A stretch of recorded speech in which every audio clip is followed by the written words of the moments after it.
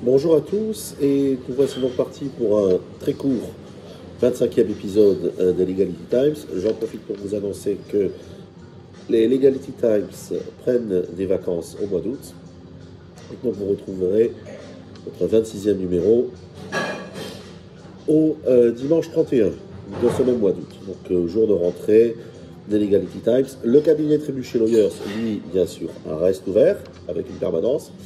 J'en profite pour vous annoncer l'incorporation de notre stagiaire, Mademoiselle Grassi. Julia Grassi, donc, qui est en stage découvert chez nous pour quelques temps. Et donc, bien sûr, divers mes collaborateurs que moi-même assureront la permanence au cabinet tout le mois. Au cabinet, on ne ferme pas. Donc, notre service d'urgence reste actif. Je vous annonce également en avant-première l'ouverture de notre département anti-squat ALAS, Action Légale Anti-Squat, Action Légale Anti-Squat, en français ou en espagnol, et qui, s'il existait déjà par le passé, aujourd'hui est constitué en un département à part, pluridisciplinaire, avec un pénaliste in-house, dont je vous donnerai l'identité le mois prochain, à l'occasion de la rentrée des Legality Times. Et donc, d'ores et déjà, ce service est actif. Et si vous avez la mauvaise surprise, au retour de vacances, julietiste ou haïtien, au retour de vacances, ou au retour d'un week-end prolongé, de trouver des indésirables chez vous, plus 34 615 065 105, Trébuchet Lawyers, numéro disponible 24 heures sur 24 et 7 jours sur 7, 0034 615 065 105, et nous sommes là pour répondre aux urgences anti-squat. Alors, il y a un sujet qui a fait grandement débat. On part au Baléares. Et c'est donc ce nouveau décret-loi du gouvernement des Baléares 3-2025, donc qui est la référence du décret, et qui introduit un mécanisme d'amnistie en quelque sorte pour les constructions qui avaient été illégalement faites sur les sols rustiques, c'est-à-dire sur des terrains classés non urbains, donc ruraux, à Majorque, à Minorque, à Ibiza et à Formentera. Enfin, ça, c'est limite d'un point de vue géographique aux îles Baléares, et ça se limite d'un point de vue sectoriel aux terrains ruraux. Maintenant, on peut s'attendre à ce que les municipalités courent. Et souvent, ce sont les faits qui courent après une nouvelle législation, ou alors c'est le droit qui s'applique à s'ajuster aux faits, n'est-ce pas? Et bon, là, en l'occurrence, ce sont, à mon avis, les faits qui vont courir derrière cette nouvelle loi.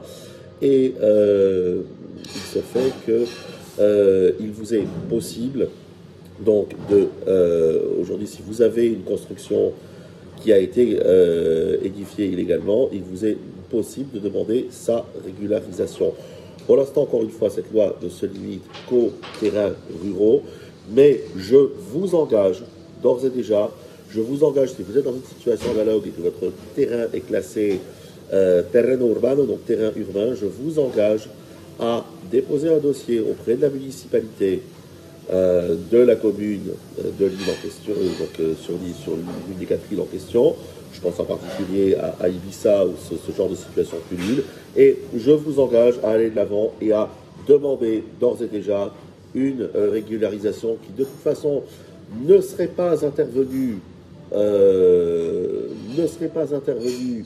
parce que ça n'était pas considéré comme d'usage.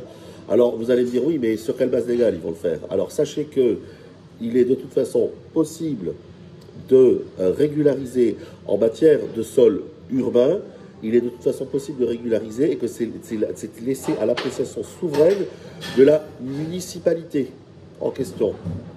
Le sol rustique, lui, n'obéit pas à aux règles d'urbanisme de la municipalité. Il obéit en quelque sorte au règlement. Alors en France, ça serait le RNU, le règlement national de l'urbanisme. Ici, il obéit à l'urbanisme de la communauté autonome. Donc là, pour le coup, il faut un cadre légal bien défini. Tandis que, en matière de sol urbain, c'est l'urbanisme de les règles d'urbanisme de chaque commune qui vont s'appliquer au cas par cas. Donc, n'hésitez pas, même si votre sol est classé sol urbain, n'hésitez pas à déposer un dossier parce que cette loi amène un vent de régularisation, y compris au niveau donc des terrains classés en zone urbaine. Et à mon avis, les municipalités vont se mettre à courir après cette loi et vont être amenées à légaliser des constructions qui étaient dans une situation à la fois techniquement et juridiquement inextricable. Voilà. Donc n'hésitez pas, si vous êtes dans cette situation, à contacter notre cabinet, Trébuchet Lawyers. Nous travaillons avec des architectes, nous travaillons avec des géomètres experts et on déposera un dossier et on y parviendra d'une façon ou d'une autre. D'une façon ou d'une autre, on y parviendra. Voilà.